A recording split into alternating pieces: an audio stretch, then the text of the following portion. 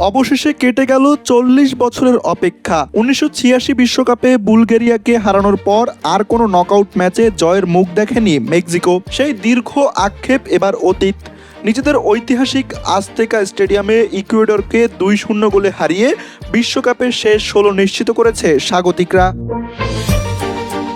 শুরু থেকেই আত্মবিশ্বাসী ফুটবল খেলেছে মেক্সিকো। ২২ মিনিটে হুলিয়ান কিনিওনেস দুর্দান্ত এক শটে দলকে এগিয়ে দেন। এরপর ৩১ মিনিটে কিনিওনেসের দারুণ পাস থেকে ব্যবধান দ্বিগুণ করেন অভিজ্ঞ স্ট্রাইকার রাউল হিমিনেজ। প্রথমার্ধেই ম্যাচের নিয়ন্ত্রণ পুরোপুরি নিজেদের হাতে তুলে নেয় স্বাগতিকরা।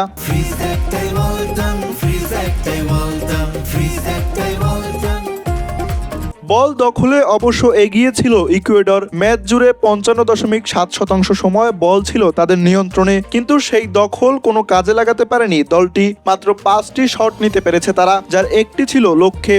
অন্যদিকে মেক্সিকো সুযোগ তৈরি করেছে অনেক বেশি। ১৪টি শটের 3টি লক্ষ্যে রেখে 2টি গোল আদায় করে নেয় তারা।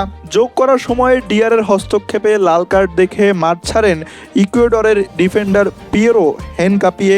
বজ্রঝড়ের কারণে ম্যাচ নির্ধারিত সময়ের 1 ঘন্টা পরে শুরু হলেও মেক্সিকোর ছন্দে তাতে কোনো প্রভাব পড়েনি। এই জয়ে আজতেকো স্টেডিয়ামে বিশ্বকাপের টানা 10 ম্যাচ অপরাজিত থাকার কীর্তিও ধরে রাখলো মেক্সিকো। পাশাপাশি 17 বছর বয়সী গিলবার্তো মোরা ইতিহাস গড়েছেন। ১৯৫৮ সালে পেলে এর পর দ্বিতীয় সর্বকনিষ্ঠ ফুটবলার হিসেবে বিশ্বকাপের নকআউট ম্যাচে শুরুর একাদশে জায়গা করে নিলেন তিনি। এবার শেষ 16তে মেক্সিকোর প্রতিপক্ষ হবে ইংল্যান্ড অথবা ডিআর কঙ্গো।